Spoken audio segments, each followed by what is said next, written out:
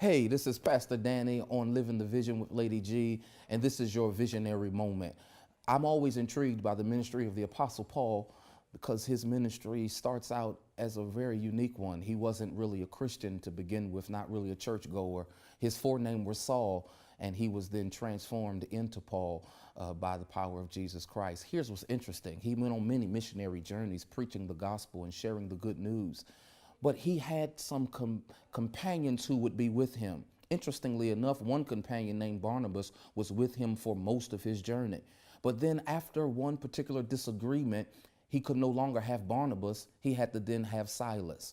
And when he then had Silas, he would find himself then in prison, praying and singing hymns. And then the jail doors open and we celebrate how the doors open and he was then taken out of prison. Here's the thing I want to talk to you about. What's interesting is that he wasn't in prison with Barnabas. He was in prison with Silas, which means that there might be the wrong people around you for the problems that you face.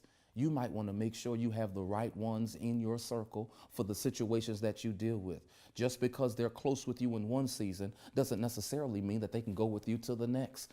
It might be a shifting of seasons for you right now, where you're shifting from Barnabas rather, to Silas, so that you can find who's really there for you in the time of the need that you have.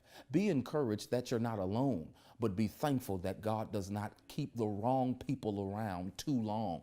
What we need to be encouraged to do is not hold on to folk who God's trying to help us push away and out of our lives. This might be the season for you to transition from Barnabas and transition to Silas. I pray you're encouraged by the word today and be blessed by what God has for you.